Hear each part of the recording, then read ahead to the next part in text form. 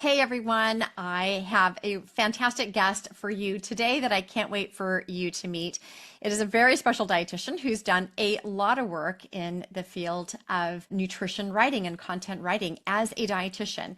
So please welcome Melissa Mitri. Hi, Melissa. Hi, Stacey. How are you? Thank you so much for having me. Oh my gosh, thank you so much for being here. I have some funny background stories on you. So you and I have actually known each other for a very long time through social media. And then we had the opportunity to meet in real life just Mhm. recently at the Food Nutrition Conference in Nashville, Tennessee, just a few months ago. So that was a super big treat to meet you. Yes, absolutely. I agree. I know we just happened to run into each other. I was like, "Oh wow, I feel like I've known you for so long." So it is always so Exactly. nice connecting in person Exactly. like that. You have built up this really admirable business as a dietitian, which I wanted to share with my community because I think we can learn a lot from you. You have this great positivity. You share a lot of very valuable content, and you shared on a platform that you and I both think is a wonderful place for dietitians to be, to create more opportunity, to have more opportunity,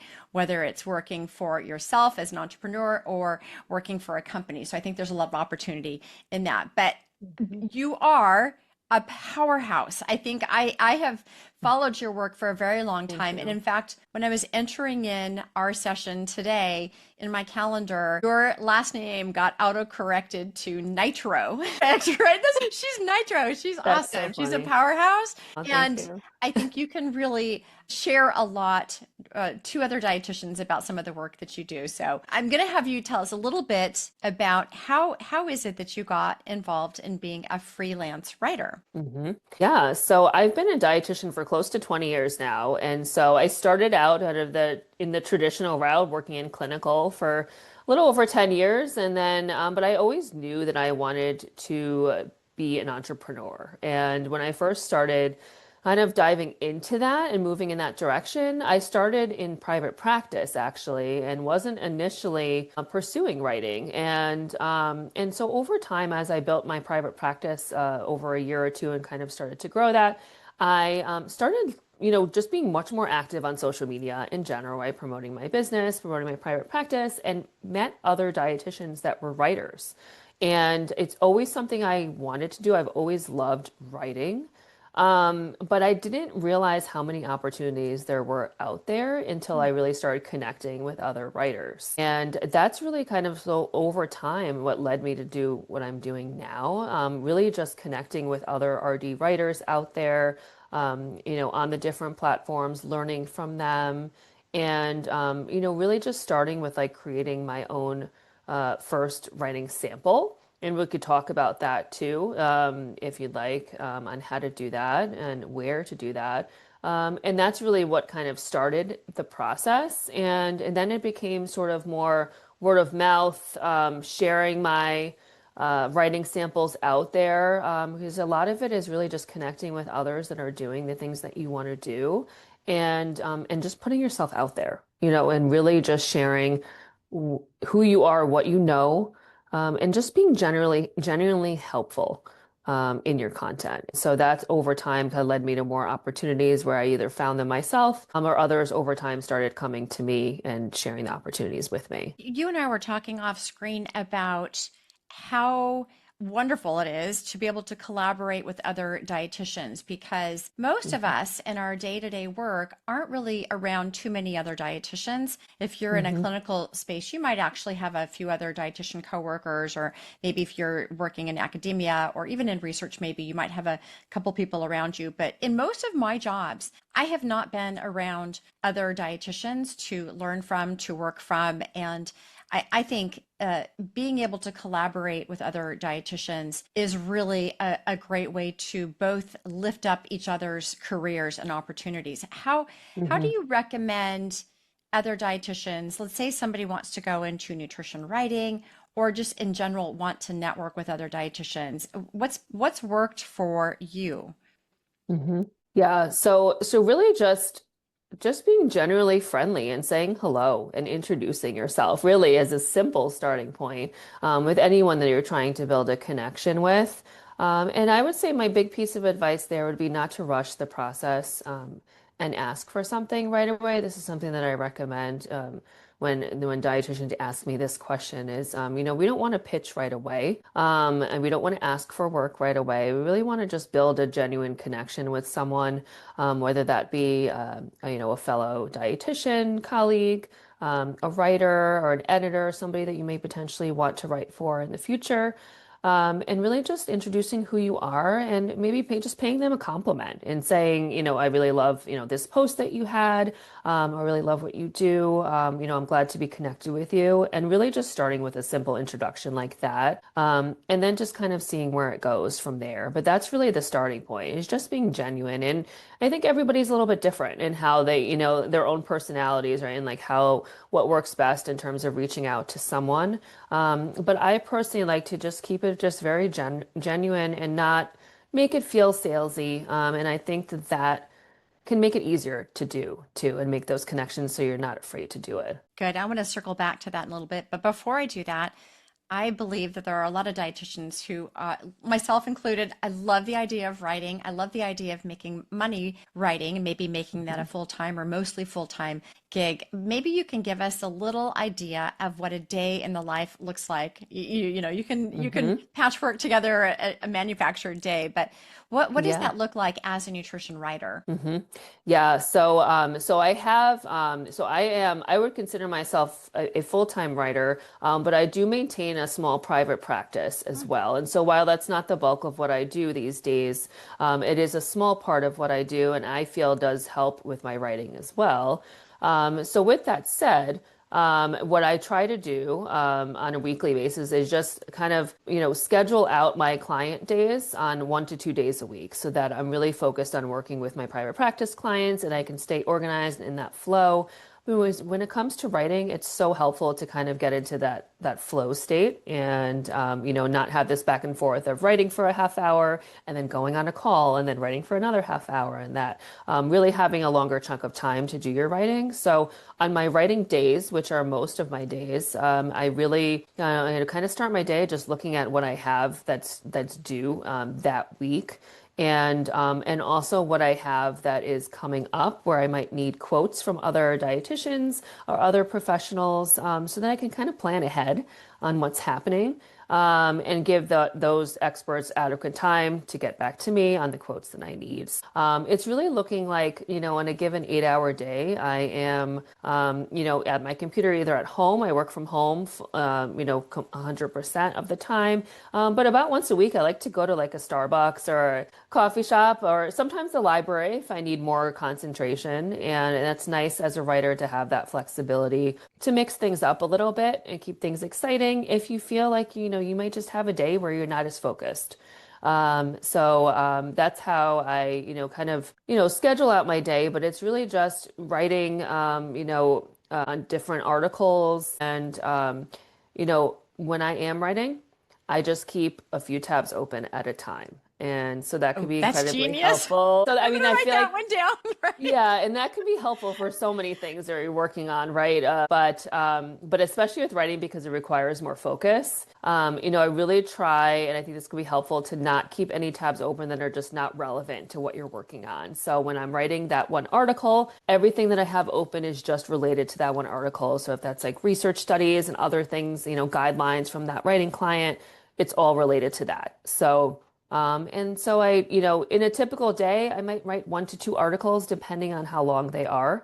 But I also didn't mention yet that it's part of my writing work is more editing and reviewing articles as well. So that's, another opportunity, for anyone that's interested in writing or freelancing, that there's opportunities there too, for writing clients that maybe already have writers internally, and they're looking for experts like us to fact check and check references and make sure that everything is really makes sense in the article before it gets published. That's genius.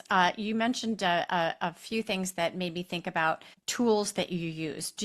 Are there any special type of apps or tools that you like to use that help you either stay organized or that you communicate with?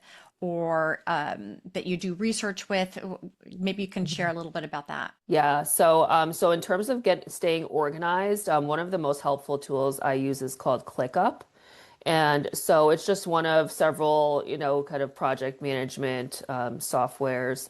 And there is a free version, which I love. And I like to keep technology simple. And I think especially when you're starting as a writer, so that you don't get bogged down with another program that is complicated. So I really love ClickUp. I know there's others out there too that others use, but that's the one that I use. And basically, it's just a program all on one page that you could put in all of your assignments, all the writing assignments, projects, anything you have going on, and you can bucket them into different categories. And you put in all the information, what the title of the article is, when it's due, any sort of subtasks, like if you need to have expert quotes, or if you need to write a draft by a certain time. So that you kind of have all the moving pieces. And then that's what I really use as like my day-to-day guide to know what's happening. And with that program, then you also can set reminders so that I can get reminder emails ahead of time to just keep myself on track. So, because I will admit that, when I first started as a writer and really started building up the number of writing clients I had, I started feeling like I was almost losing track of it without having a program like that. So I think that could be incredibly helpful as a freelancer. I think that is so helpful for people to imagine like what the day-to-day life looks like. And you mentioned a couple different things. I love the idea of using ClickUp or using Trello or some other organizational tool like that, because I imagine if I were a freelance writer, like I would imagine like one whole wall would be full of sticky notes and it would look like a crime scene, right? Yeah, and it definitely could be that way if you don't get organized. Exactly. So, Get yourself in trouble. You mentioned two different writing opportunities that I don't know if our listeners picked up on, but I think this is interesting. One is actually writing the articles, which makes sense. That's, we've all done that in various capacities. The other was being a reviewer. So tell us about the relationships somebody would need to make to become a reviewer. Yeah, so oftentimes, usually many writers start out writing first. And that's what I personally have done for a couple of years before I started reviewing, but that's not always the case. But oftentimes that's how you're kind of found, is you have a lot of published articles out there, or maybe you're quoted in a lot of articles. But then what happens is it really is dependent on either the brand or the outlet. And so I write for a lot of like the big media outlets like Everyday Health, et cetera, but I also write for brands directly. So like food and wellness brands.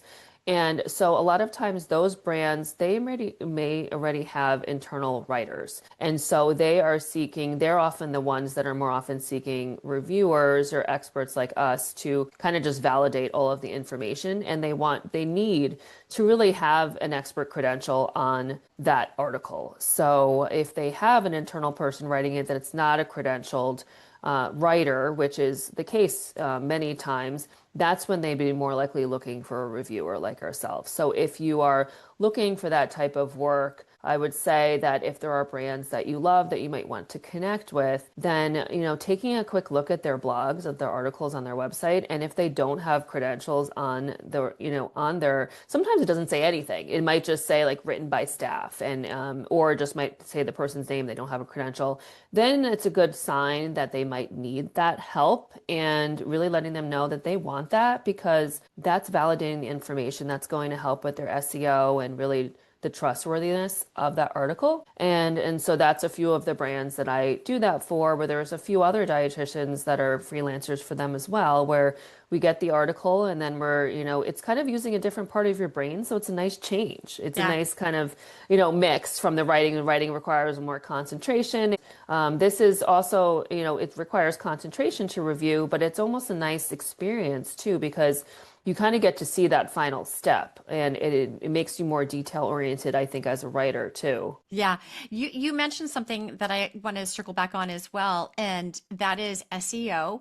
I Hmm. imagine as a nutrition writer, you have a lot of different skills. One, you know nutrition, obviously. You know how to Hmm. write or how to sort of create a hook and bring people in and present the content in a way that the readers are interested.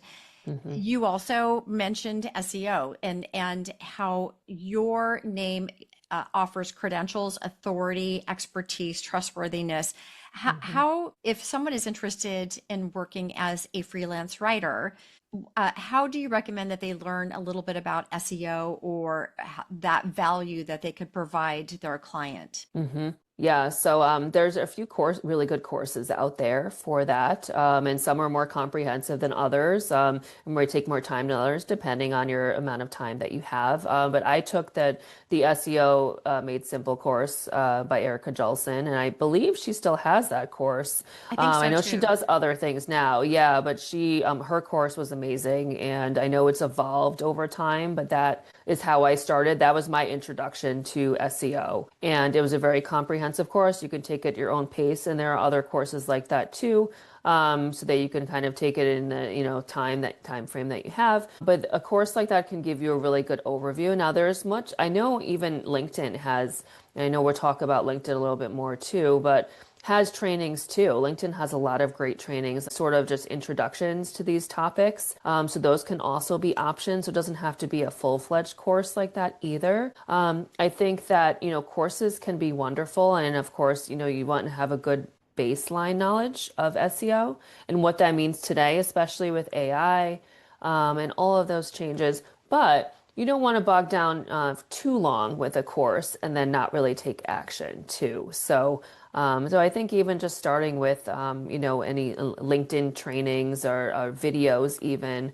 I know I've written a few articles related to that that might be helpful too, that I can share at a later time too, with tips. That's kind of some of the types of posts that I try to share, on LinkedIn as well to offer some tips there. But really, it's anything that's going to be good for SEO is really the biggest thing now is really sharing your expertise and that human element, in the world of AI. There's a lot more to it than just that, but that's really the biggest thing to know as a starting point is make sure that your content sounds really human generated and then has feeling to it, that it doesn't sound robotic, even if it's not, from AI. It's just we want to be human. I think you also brought up a good point about people might be thinking like, why are we still writing when this can be done by somebody else or something else? Hmm. And I think you Yeah. just answered it right there. And if people are feeling anxious about what their future might look like as dietitians in freelance writing or just writing in general, there are still lots of opportunities. I don't know that I just from what I've watched you and others, Hmm. the volume of work is still out there. What you have Yes. mentioned is incredibly important that we can offer this authenticity, and that could be a talking point to clients as well if they're sort Mhm. of on the fence of whether they should be hiring a professional or whether they can just have AI do it and then you edit it. So I think Hmm. having giving people listening a peace of mind that this is still a really valuable opportunity to move towards for an unconventional or unique way of working as dietitians. I don't know if you have Hmm. any thoughts, additional thoughts about AI, but I think that people don't need to worry so much about it when it comes to how we can provide interesting services as dietitians. Yes, I completely agree with that. I don't think AI is taking our jobs anytime soon. I think it's really just a tool that some can use. But from my experience, it has not changed the writing world. Really, the initially when AI first kind of came about, there was a small shift initially, and then I think that most editors and clients realize that it doesn't do the same things that a human can do, and so really, majority of my writing clients don't allow AI at all, and it's clearly stated in their guidelines, which I think that alone is a clear sign that we are still needed and we're going to be needed. And these are the big media outlets and even brands that I write for.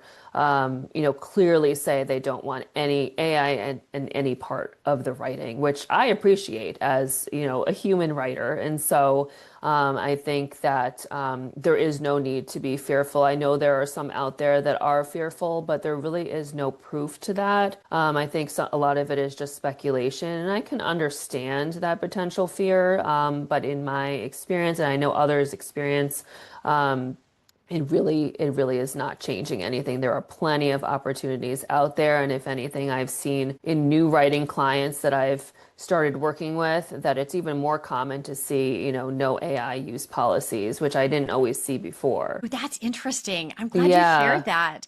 I think Mm-hmm. that's going to be very helpful for a lot of dietitians because everybody kind of wants to do writing on the side or full time. And so this is Mm-hmm. very encouraging. All right. So we first had our conversation about getting you on to the show to talk about your amazingness on LinkedIn.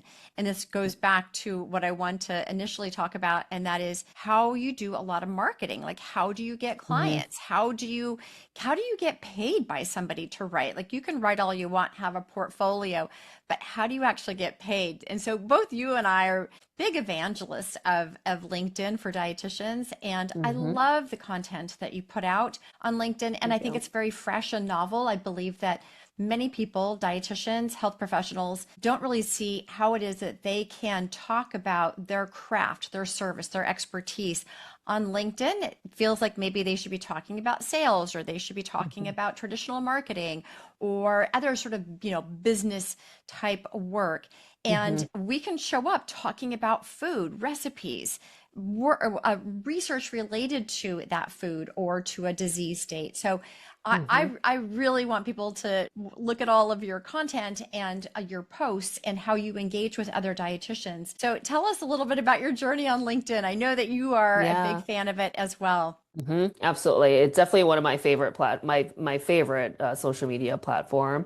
And in terms of my journey with it, I've been on it for a long time. I think when I first started, it was kind of what it used to be more, where it was just like kind of had my profile and didn't really do too much on it otherwise. But then over the past several years, I've really started to transition to spending more of my social media time and energy on LinkedIn, especially specifically for if you're looking for writing work or freelance work. It's one of the best platforms to be on because that's where a lot of the brands and editors are most active, and that's where they're looking for writers versus, well, Instagram and Facebook, et cetera, all have their purposes and can be great to network with other dietitians. It's really not as much relevant when looking for writing work. Because of just how the nature of the types of posts that you're seeing on there. I think of those as more just connecting with others. In the past, when I was more in private practice, kind of sharing for private practice clients. But in terms of with LinkedIn, it is a very interactive platform now, way more than it used to be, I feel like. And I know a lot of it has changed, and a lot of it has also been that I've just been more active on it myself. But it's very easy to use. So I would say that's one pro that I see for someone like myself who's not initially the most tech savvy person. So I find it very user friendly. You can go on your computer and use it more, which I love because I feel like you don't get pulled in as much on your phone, and it eliminates the distractions. But it's most relevant to just directly connect with those potential writing clients. And I use it every day. So I go, Monday through Friday. I use LinkedIn where I post every day, and I engage. I only spend probably 10 to 15 minutes on it. I don't go, spend a ton of time. But there's a lot of things you can do on there in terms of engaging, posting, and then showcasing what you do in your profile, which I know we could, talk more about that too on how to, a few tips on how to do that. I think you're really good at that actually. So I see you on there, and I like what you said that you're on there Monday through Friday. That's important for people to hear. You are on there just for like, 10 to 15 minutes. It's not a huge time commitment. You're not spending the Hmm. whole day. And I agree with you. I like the desktop version Mhm. versus my mobile app, that's when I get sucked into who knows what. Yeah, I don't know why. Or It's just the phone is more addicting, so I don't prefer type not as to. well, right? So I'm Hmm. more of a consumer than a content creator when I'm on my Hmm. phone. I don't type as much, or what I'm going Yes. to say is going to be more sort of off the cuff or off the top of my head, not really thoughtful, not Hmm. thinking of my community, not thinking of how I can be of Hmm. service. So I do notice that as well. So I like that you said that. And then you post a lot of information about articles that you have published or about Hmm. different research. You'll ask questions.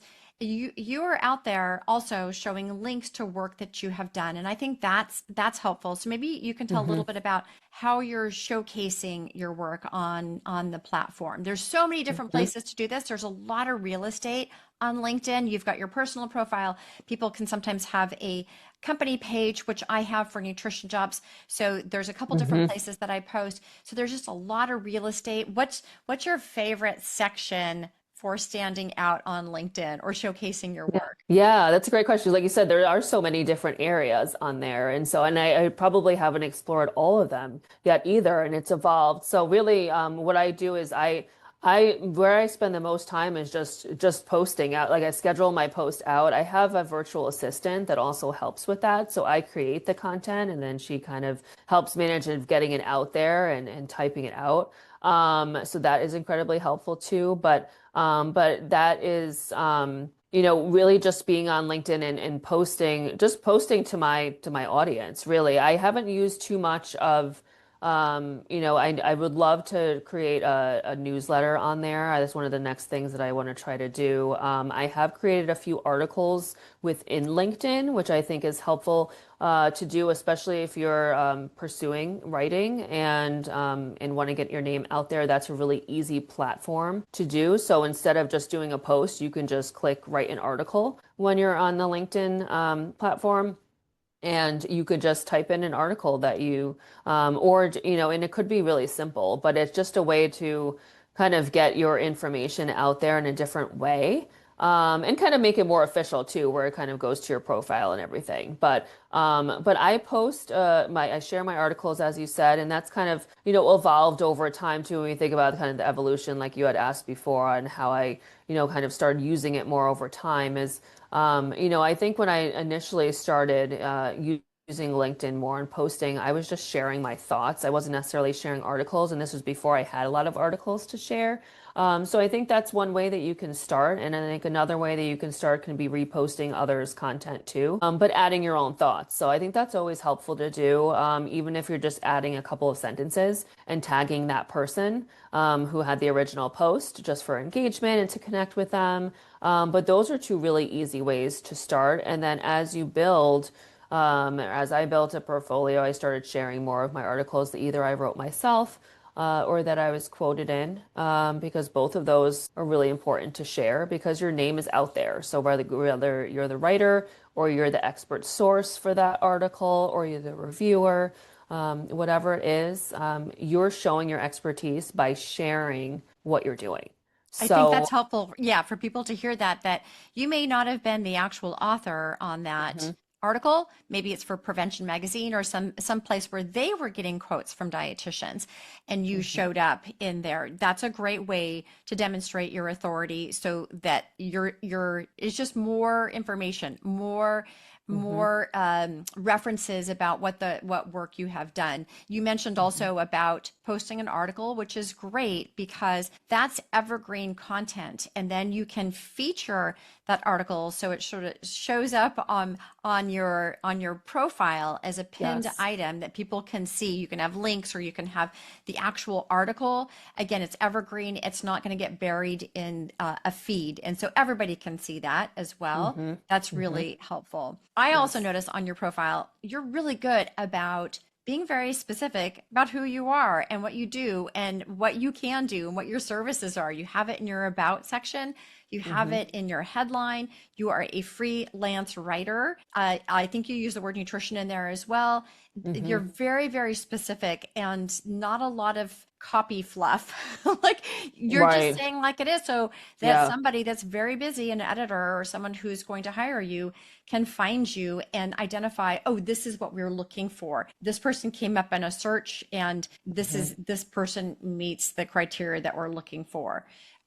Have you found that that has helped you find people, or are you doing a lot of outbound marketing, looking for people to hire you, or are you hmm also getting found by publishers and editors? Yeah, so definitely over the last few years after I've built up more of a portfolio, most of my work is coming from them. And so they're reaching out to me, which is amazing, which is what we all want, right? That's the ideal. So you don't have to do as much pitching and outreach yourself. And a lot of it, I think, is because they are finding me on LinkedIn through some of the keywords. So, as part of there's a lot of parts to your LinkedIn profile, but one part is your skills, your services that you offer. And those are, there's different options in there that you can select. So you don't have to create them from scratch, but those are, what helps to make you searchable in addition to, what's in your intro there, right at the top and your headline. So, we think about, making yourself really searchable and easily findable.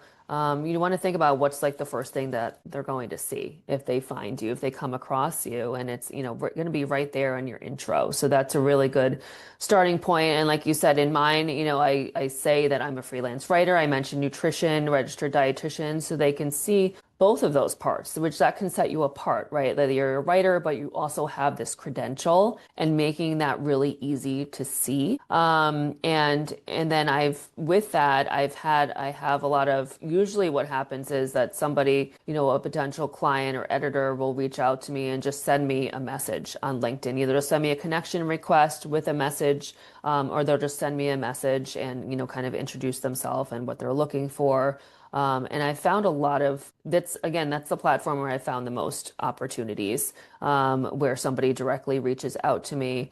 And I do need to do better with finding out like how did they initially find me and asking those questions because I know that, you have your analytics and I'm happy to share what I do know from what I see on there. But it could be a little bit of, tricky to figure out, where people are initially finding you. So it's always great to just ask, when somebody reaches out, to Yeah, know. I think you're right. Yeah, analytics is really good on LinkedIn. I look hmm at who's looking, what job, a category title they have, who's looking at my profile, who's looking at a hmm particular post, who's looking at my newsletter. So yeah, there's a lot of Yeah. different ways that you can say like what I'm doing is meeting the right audience, or maybe what I'm doing hmm is meeting the wrong audience. I've had to Right. And pivot seeing a who's few looking at your times. profile. Yeah, Yes. I've had there was at one point I had some sort of social selling index that was in the, the 1% of all posters, and so I put that into my headline that I was a 1% on LinkedIn. I started getting all of these sales calls because that's a term. Uh, That's sales nomenclature, right? right. And like, oh my Yes. gosh, I got to get that out of my headline. That's not who I'm trying to attract. All right, I'm going to hmm backtrack a little bit because yes, you are very successful and you have created this. You've built up to this. This didn't just hmm happen and fall into your lap. You really worked hard. Right. If a hmm dietitian is wanting to start out brand new, a writer, how do you recommend that they reach out to companies or publishers or editors? Like what's the first couple steps they should do? Yeah. So the first step is really just making a connection request with them.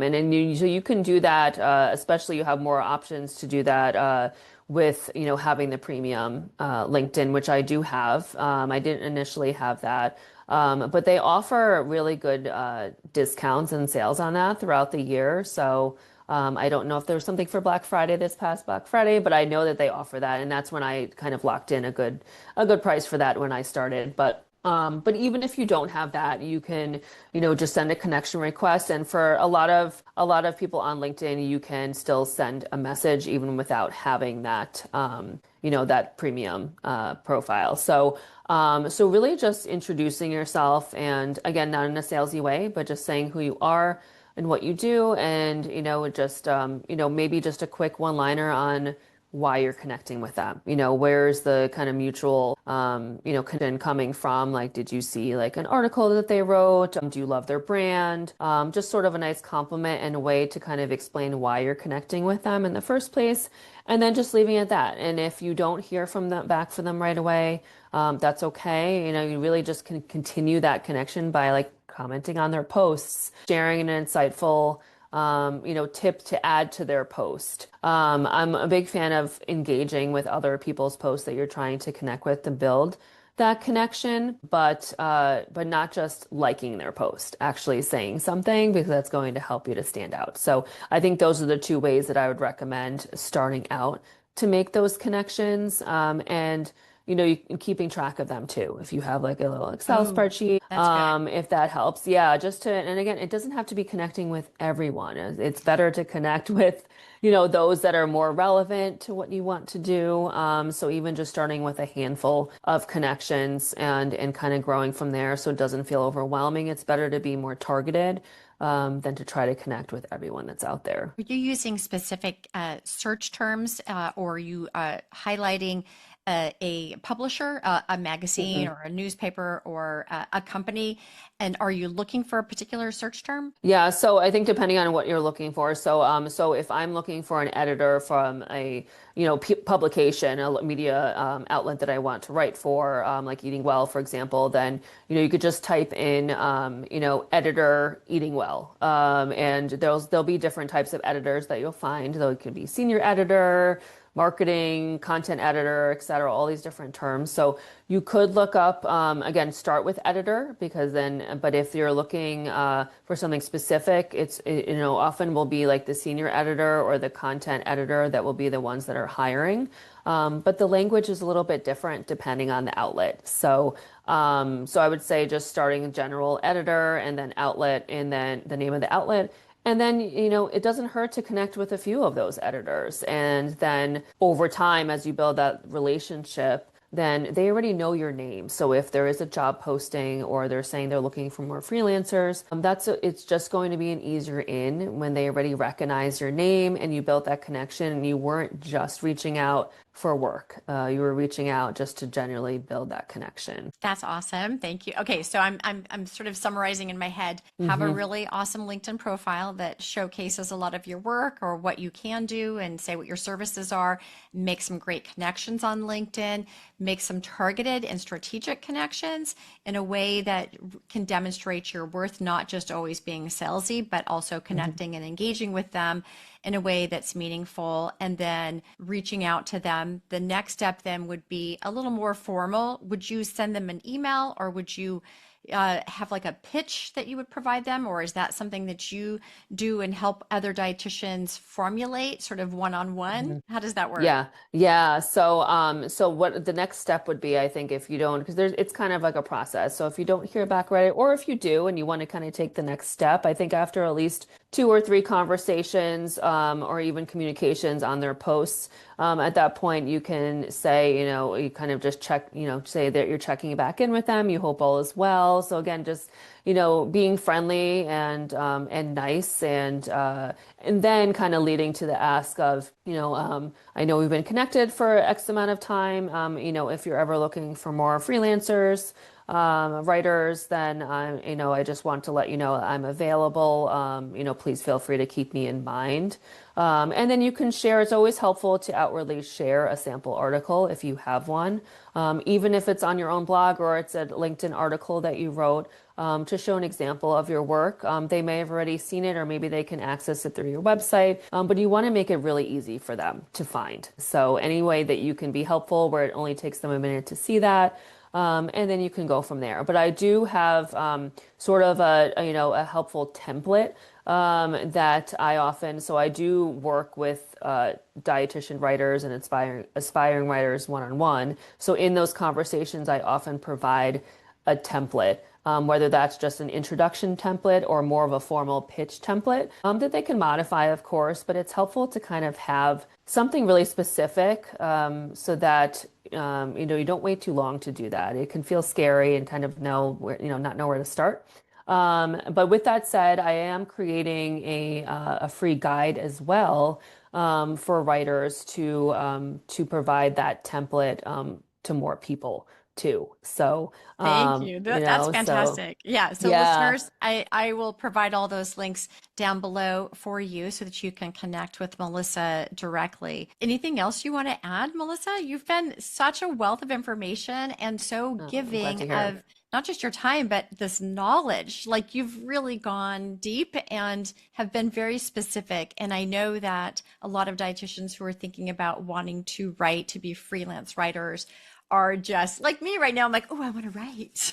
Yeah, So exciting. it's such an amazing opportunity. And really, and again, truly there are a lot of opportunities out there.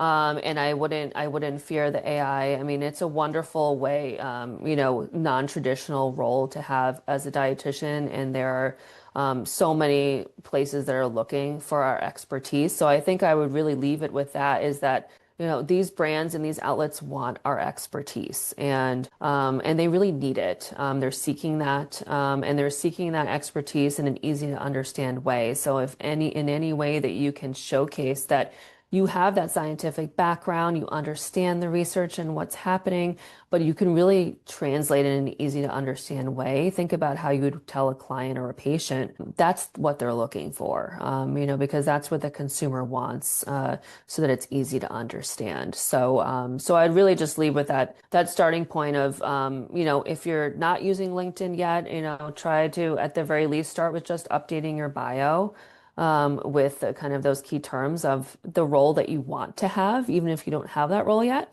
And then update your services to showcase, whether it's copywriting, content writing, etc. All of those options are in there, and you could select them, and it just makes you more searchable. So. That's fantastic, Melissa. That is so super helpful. I am thankful for your time, your expertise. I know that the listeners are as well right now. They're doing like finger claps. So, how can people connect with you, or what do you recommend? Yeah, so definitely on LinkedIn. So Melissa Mitri, you can find me on there. I'm again very active every day, usually going on there. So send me a connection request. I would love to connect with you, and send me a message as well. It's always helpful when you're reaching out to someone on LinkedIn, not just to send a connection request, but just say a quick hello. To help you stand out and to, again, to start to build that connection. So I welcome people to do that. And then also I have a website, melissamitri.com, where you can find a lot of my blogs and writing work and portfolio just for ideas. And then lastly, as I mentioned, I do offer mentoring calls and services for dietitian writers where we spend time together on a virtual call, and we'll go through strategy, goals, and I help with just creating a good action plan on where to start, who to reach out to, how to do that, and providing those templates as well. Thank you so much, Melissa. We are all very appreciative, and I do Of hope that you course. guys all connect with her. She said yes to do it, so do it. Yes, definitely All encourage it. right, everybody. Thank you so much, Melissa. Bye for now. Thank you. Take care.